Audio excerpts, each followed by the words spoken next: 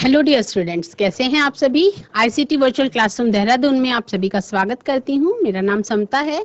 बच्चों, क्लास 6 में हम लोगों का चैप्टर नंबर 3 स्टार्ट हो चुका था, फैब्रिक और फाइबर टू फैब्रिक, तंतु से वस्त्र तक। तो इस चैप्टर में आप सभी को क्या पढ़ना है कि किस तरह से पौधों से और सिंथेटिक तरीके से आपके वस्त्र बनाए जाते हैं।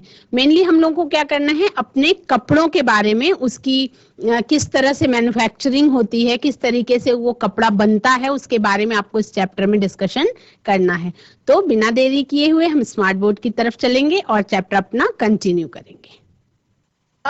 तंतु से वस्त्र तक चैप्टर आपका पिछले ही वीक स्टार्ट हो चुका था, लेकिन क्योंकि बीच में थोड़ा सा गैप था, इसलिए इसको मैं एक बार आपको रिवाइज करवाऊंगी। उसके बाद फिर चैप्टर को आगे हम कंटिन्यू करेंगे।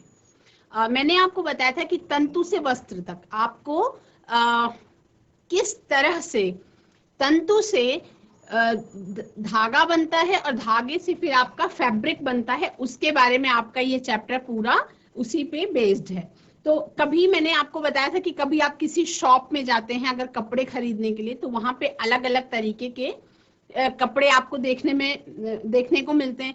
जो आप जब उसको टच करके देखते हैं, फील करते हैं, तो वो टेक्सचर उसका डिफरेंट होता है। जैसे मैं आपको अपने ही कपड़ों को आप टच करके देखिए, आपके जो गर्मी में पहनने वाले कपड़े होते हैं वो टच करने पर आपको कैसा फील होता है, जो आप जाड़े में कपड़े पहनते हैं उनको टच करने पर आपको कैसा फील होता है।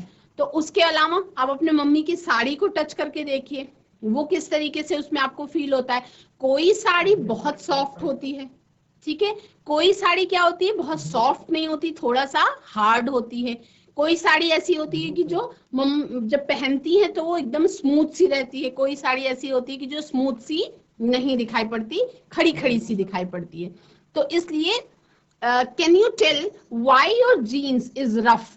आपकी जीन्स का जो कपड़ा होता है वो रफ होता है, यानी कि खुरदुरा सा होता है और हार्ड होता है। While the silk sari is smooth and soft. जो आपकी सिल्क साड़ी होती है वो स्मूथ होती है और सॉफ्ट होती है।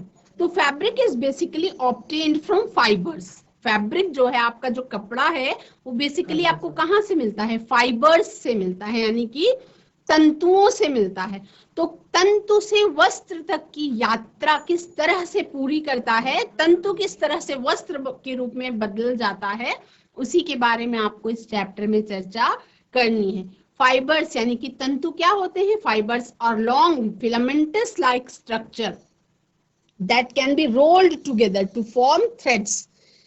तंतु से क्या बनता है बच्चों, धागा बनाया जाता है, थ्रेड बनाया जाता है, और थ्रेड से फिर बुनाई करके क्या होता है, फैब्रिक बनाया जाता है, ठीक है। और आप जो पहनते हैं उस फैब्रिक की कटिंग करके, उसकी सिलाई करके फिर आपके लिए ड्रेसेस तैयार की जाती हैं। तो they can be obtained from a wide variety of sources। इनको जिस तरह से आपका भोजन प्राप्त करने के लिए अलग अलग सोर्सेज आपने पढ़े थे, उसी तरह से तंतुओं को प्राप्त करने के भी अलग अलग सोर्सेज होते हैं। तंतुओं को प्राप्त करने के भी अलग अलग सोर्सेज होते हैं। तो the fibres obtained from plants, कहां से आपके फाइबर्स कहां से प्राप्त हो सकते हैं, प्लांट्स से और आपके एनिमल्स से, यानी कि आपके पौधों से भी। कहां से, पौधों से आपके तंतु प्राप्त हो सकते हैं, और कहां से प्राप्त हो सकते हैं बच्चों, जंतुओं से। जंतुओं से भी आपको तंतु प्राप्त हो सकते हैं। अब इन सब के बारे में सभी जानते हैं, एक बार केवल रिवाइज करेंगे हम।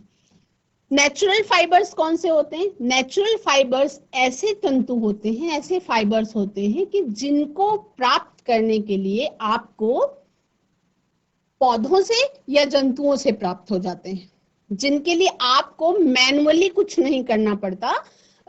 वो आपको फाइबर्स के रूप में तैयार मिलते हैं, खाली आपको उनसे ले लेना है। वो आपके क्या कहलाते हैं, प्राकृतिक तंतु कहलाते हैं। क्या कहलाते हैं, प्राकृतिक तंतु, वो जो प्रकृति से आपको गिफ्ट के रूप में मिलते हैं। जैसे बहुत सारे, उसके बारे में हम आगे बात करेंगे। एग्जाम्पल्स ऑफ नेचुरल फाइबर्स आपके हैं बच्चों, कॉटन। जैसे जो सूती कपड़ा होता है, जो सूती कपड़ा होता है वो आपको नेचुरली मिलता है। लेकिन अब इसके बारे में हम बात करेंगे कि जो आप देखते हैं सूती कपड़ा, वो तो कपड़े के रूप में होता है। आपका कुर्ता हो सकता है सूती, आपके मम्मी की साड़ी हो सकती है सूती, है ना, आपके स्कूल की शर्ट हो सकती है सूती, तो और बहुत सारी चीजें, आपका जो नहाने के बाद पोंछने का गमछा या जिसको आप अंगोछा कहते हैं या लुंगी, वो हो सकती है सूती, है ना। तो अलग अलग बहुत सारे कपड़े सूती हो सकते हैं, लेकिन क्या वो नेचुरली उस लंबे कपड़े के रूप में ही हमको प्रकृति से मिलता है? तो इसका आंसर है नहीं, वो आपको कपड़े के रूप में प्रकृति से नहीं मिलता। प्रकृति से आपको तंतु मिलता है, नेचुरल फाइबर्स मिलता है। और नेचुरल फाइबर से क्या होता है आपका, नेचुरल फाइबर से बच्चों धागा या थ्रेड बनाया जाता है, उसको रोल किया जाता है, उसको रुई देखा है आपने ना, रुई। तो जो प्राकृतिक रुई होती है, उस जिसको आप प्राकृतिक रुई, नेचुरल कॉटन कह सकते हैं, तो प्राकृतिक रुई को रोल करके उसका लंबा धागा बनाया जाता है और उस धागे को फिर आगे उससे फैब्रिक बनता है, ठीक है। तो कौन कौन सा आपका नेचुरल हो सकता है? आपका कॉटन, जूट, जूट के बैग्स, आप बहुत सारे बच्चों ने जूट के बैग आजकल फैशन में है देखे होंगे, जूट के पर्सेस भी आने लगे हैं। वूल यानी कि ऊनी, ऊन, ऊन आपको प्राकृतिक रूप से मिल सकता है, ये आपका जंतु उत्पाद है। वूल जो है वो आपको प्राकृतिक रूप से मिल सकता है, पर किसी भी जंतु की जंतु के ऊपर जो बाल होते हैं, जो रोए होते हैं, बाल, वो अलग अलग जंतु के शरीर पे अलग अलग तरीके के बाल होते हैं, तो उससे आपको क्या मिल सकता है? वूल या ऊन मतलब मिलता तो बच्चों फाइबर है, तंतु है, लेकिन उसको वूल के रूप में, ऊन के रूप में बाद में बदल दिया जाता है, ठीक है। सिल्क भी मिलता है, तो ये आपको तंतु के रूप में मिलता है और इसको फिर बाद में मॉडिफाई करके धागा बनाया जाता है और फिर उस धागे से क्या होता है? कपड़ा बनता है। तो डायरेक्टली कभी भी कपड़ा प्रकृति से नहीं मिलता, मिलता है तंतु। क्या मिलता है आपका? फाइबर। और फाइबर से फिर उसके साथ मेहनत करके इंसान क्या करता है? उससे धागा बनाता है और धागे के बाद फिर उससे फिर कपड़े के रूप में उसको चेंज कर दिया जाता है, यानी कि उससे क्या बन जाता है? फैब्रिक बन जाता है। On the other hand, those made artificially, कुछ ऐसे कपड़े होते हैं जिनमें केमिकल्स का यूज होता है, using chemicals are known as synthetic fibres. कुछ ऐसे फाइबर्स हैं, कुछ ऐसे फैब्रिक हैं जिनके लिए केमिकल्स का यूज करके सिंथेटिक फाइबर बनाया जाता है और उससे फिर आपका कपड़ा बनता है। वो आपका देखिए, रेयॉन, नायलॉन, एक्रिलिक, पॉलिस्टर, ये सारे कुछ कपड़े ऐसे हैं जो नेचुरल नहीं होते, मतलब किसी नेचुरल सोर्स से जो मिलने वाला फाइबर है उससे नहीं बनते हैं, बल्कि केमिकली इनको बनाया जाता है मनुष्य के द्वारा। तो ये आपके आर्टिफिशियल फाइबर्स कहलाते हैं, जिसमें से रेयॉन, आजकल रेयॉन का कपड़ा बहुत चल रहा है। कुछ भी बहुत चिकना, अगर जिसमें जो इंसान के शरीर में स्वेटिंग होती है, जो पसीना होता है, उसको पहचानने का एक तरीका है, अगर पसीने को वो कपड़ा अच्छे से सोख नहीं रहा है और पहनने पर अगर आपको ज्यादा गर्मी फील हो रही है, तो इसका मतलब है कि कहीं ना कहीं वो कपड़ा आपका आर्टिफिशियल हो सकता है, ठीक है। Natural fibres can further be classified as plant fibres and animal fibres. जो नेचुरल फाइबर है, आपका प्राकृतिक तंतु है, उसको आप दो भागों में बांट सकते हैं, जो है आपका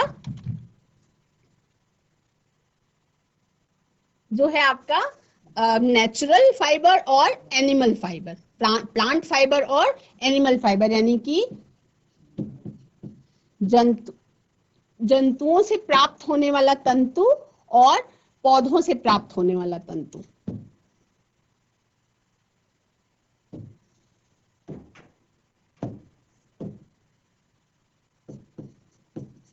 पादप तंतु और दूसरे प्रकार का माना जाता है आपका जंतुओं से प्राप्त होने वाला तंतु, जंतु तंतु।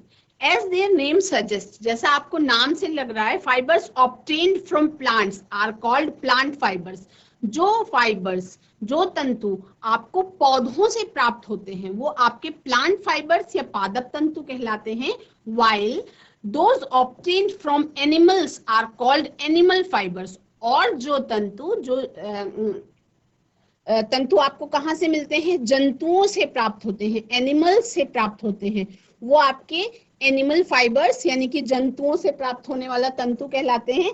जैसे किसी भी जंतु का, किसी भी जानवर का अगर उसके शरीर पर से बाल उतारे जाएं तो वो बाल आपका एनिमल फाइबर्स की कैटेगरी में आएगा। जैसे जिससे आपका क्या बनता है? नेचुरल वूल जो बनता है, जो प्राकृतिक ऊन बनता है, वो ज्यादातर सबसे मतलब जो सबसे ज्यादा ऊन बनता है वो किससे बनता है? भेड़ के बालों से। भेड़ से क्या मिलता है आपको? छोटी क्लास से ही बताया जाता है कि भेड़ से वूल मिलता है, तो बना बनाया वूल नहीं मिलता बच्चों। भेड़ से क्या मिलता है? जंतु तंतु मिलता है, यानी कि एनिमल फाइबर्स मिलते हैं, और उनसे क्या होता है? फिर वूल बनाया जाता है। while those obtained from animals are called animal fibers. Cotton and jute, यानी कि सूती कपड़ा जो है, कॉटन एंड जूट। जूट जिसके बैग्स भी आ रहे हैं मार्केट में, जिसका बड़ा सा बोरा भी बनता है, सैक जिसमें अनाज पैक होके आता है, are examples of the while silk and wool are examples of latter.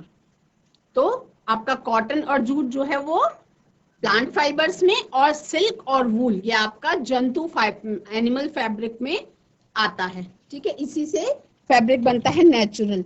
ठीक है, तो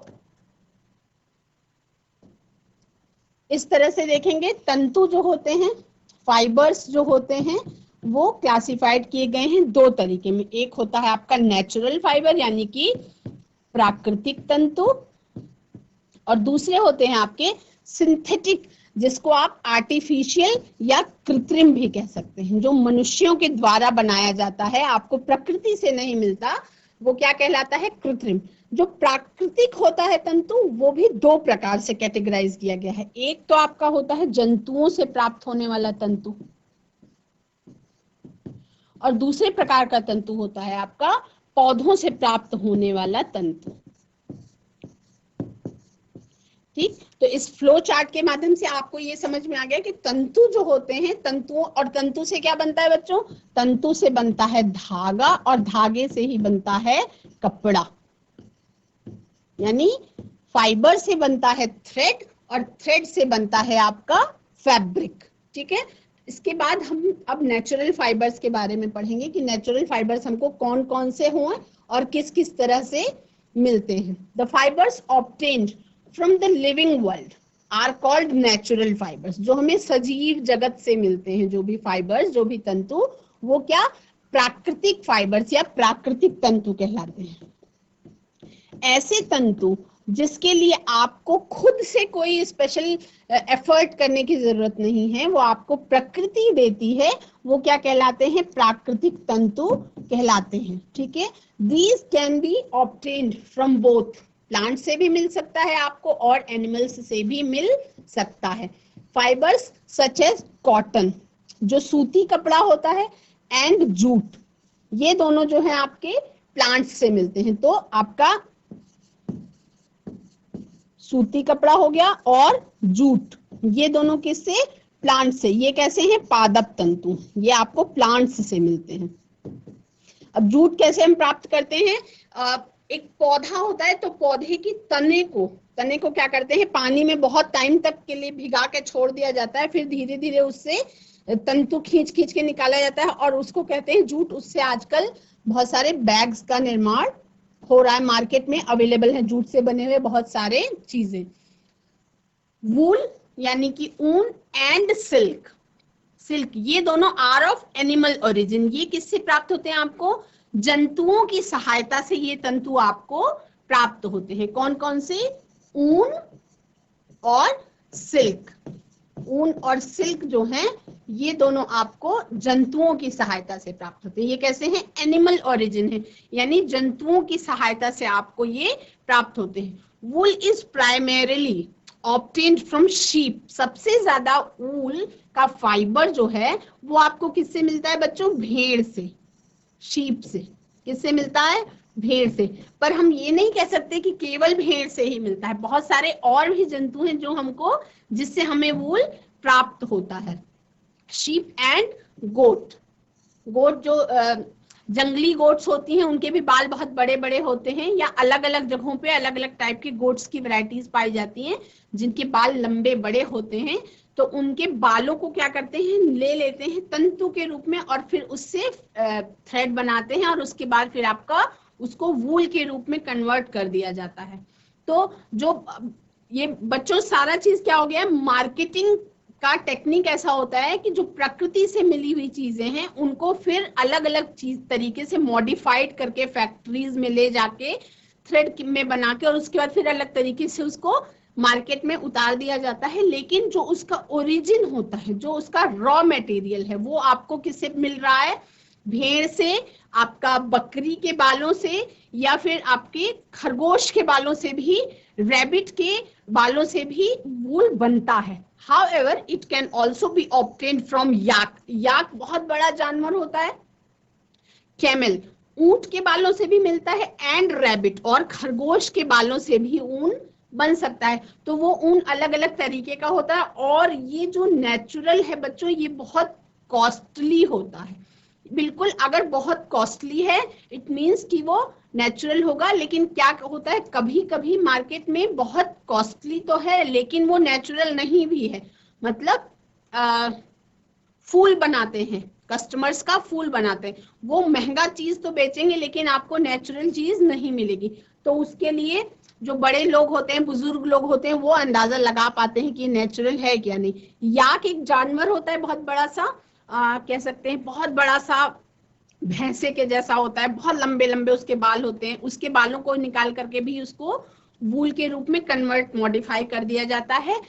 ऊंट के बालों से भी ऊन बनता है बच्चों, और ऊंट की स्किन का भी फिर यूज करा जाता है बाद में। Silk is obtained from the cocoon of the silk worms. जो सिल्क क्या है, सिल्क को क्या कहते हैं हम, सिल्क को अगर आप हिंदी में कहना चाहें तो आप रेशम कह सकते हैं। बहुत सॉफ्ट, बहुत चिकना, बहुत चमकदार जो रेशम का कपड़ा होता है। तो रेशम का कपड़ा बनने के लिए सिल्क के कोकून का यूज होता है। इसका कोकून कैसा होता है बच्चों, कुछ इस तरीके की संरचना होती है और इसमें इसी के अंदर इसका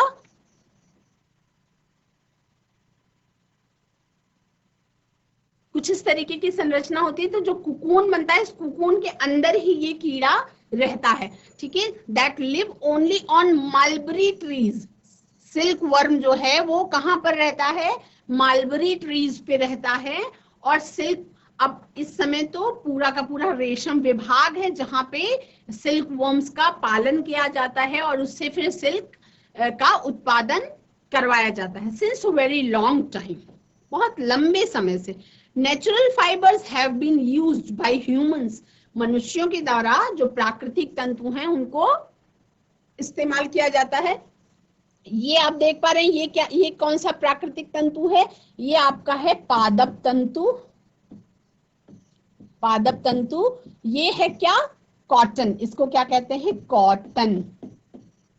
और ये आपका क्या है, ये कुछ रेशम, सिल्क, क्या है, सिल्क। और ये आपका सिल्क वर्म है जो ये दिखाई पड़ रहा है, ये है आपका सिल्क वर्म यानी रेशम का कीड़ा, ठीक है।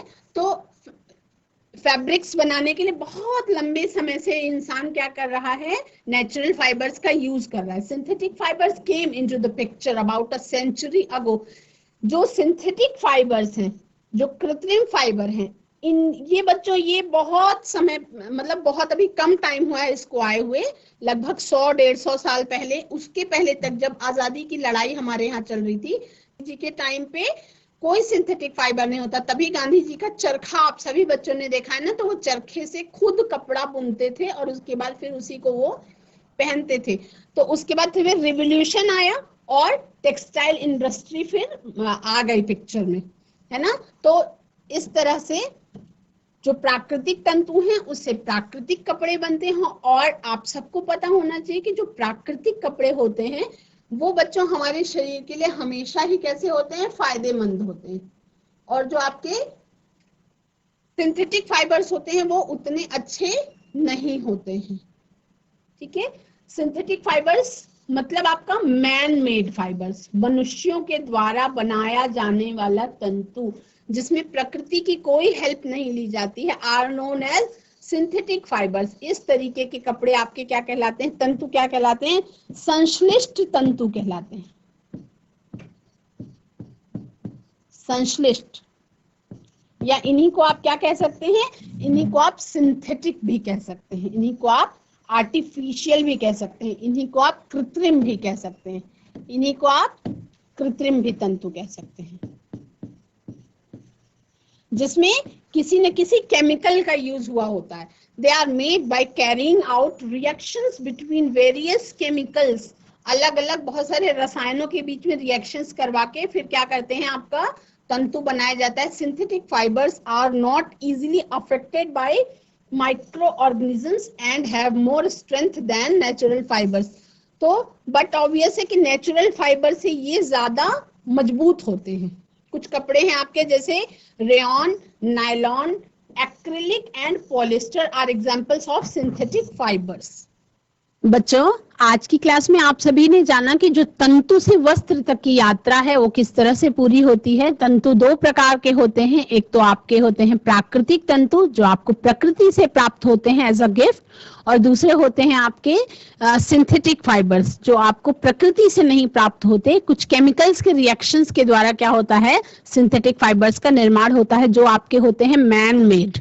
फैब्रिक सारे ही मैन मेड होते हैं, लेकिन तंतु जो हैं वो कुछ प्रकृति से मिलते हैं और कुछ आपको रासायनिक तौर से बनाए जाते हैं। तो आज की क्लास में इतना ही, अगली क्लास में हम तंतु से वस्त्र तक की और यात्रा को पूरा करेंगे। That's all for today. Have a nice day, take care, bye bye.